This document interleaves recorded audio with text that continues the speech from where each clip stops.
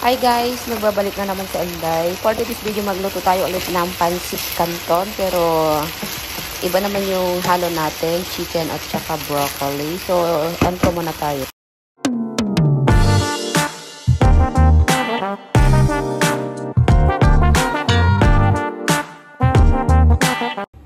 Ayan, meron tayong carrots at broccoli and then garlic onion and chicken breast.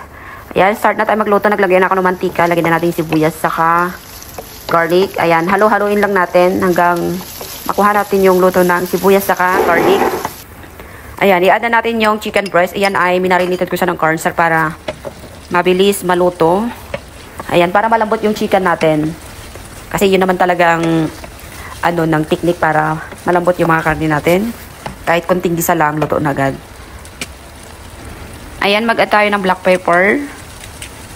So, dinamihan ko na para pampawala ng lansa ng chicken natin. Ayan, haluin lang natin.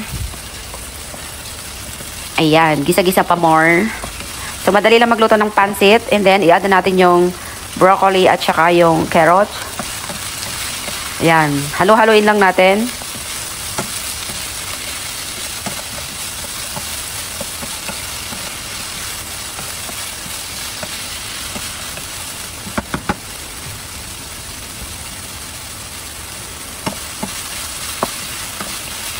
Pwede na natin i-separate yung broccoli para hindi siya ma-overcook. Ayan, tanggalin natin muna para mamaya, ibabalik din natin mamaya pag maluto na yung pancit natin, yung canton. Ayan. So, continue natin sa paghahalo. Ayan, meron pala hindi nakita isang perasong broccoli. So, tanggalin natin. Ayan. Continue lang natin i-gisa itong naiwan. Then, maglagay na tayo ng 300 ml na water. So, yung natin, yung canton natin, frozen. So, yung noodles ng Korean yon. So, nilalagay sa freezer. So, maglagay tayo ng 3 tablespoon ng dato puti. Ayan, para naman perfect yung lasa, dato puti, para Pinoy na Pinoy recipe. And then, mag-add tayo ng 1 tablespoon ng oyster sauce. Ayan, haluin lang natin at pakaluin. At mag-add tayo ng konting all-in-one seasoning dahil wala tayong magic sarap para dagdag lasa.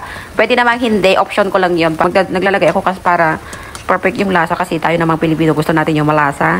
Ayan, kumulo na. Pero yung chicken na yan, luto na yan. So, i-add na natin yung kalahating kilong Korean noodles. Ayan. Malalaki yung noodles.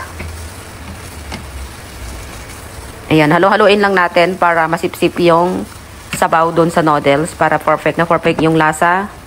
Ayan, tikman natin ulit. At mag-add tayo ng 1 teaspoon na dark sauce. Ito ay yung Chinese dark sauce. Ayan, para sobrang dark yung noodles natin. Pero hindi naman yung sobrang dark na dark. Para dagdag lang ng kulay yung pancit natin. Ayan, haluin lang natin. Ayan, so malapit-lapit nang maluto. Tikim ulit.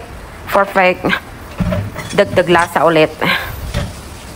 So, nakukulangan pa ako ng black pepper yan. Pero, syempre, mag-a-add pa tayo para spicy. Ayan, pwede na natin ilagay yung broccoli para makontinue yung maluto siya kasi hindi pa gaanong luto. Ayan, haluin lang natin. Pero lutuin lang natin saglit.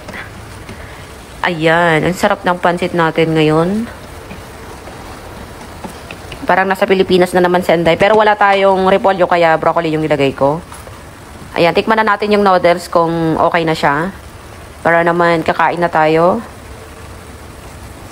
Ayan, perfect. Ang sarap ng pancit. Ayan, so okay na siya guys. So, ilagay na natin sa plate at kakain na tayo. So, simple lang magluto basta masipag kang magluto may pagkain. O, diba? O, sarap. Ayan guys, hanggang dito na lang aking video. Don't forget to subscribe and comment and share. Bye guys!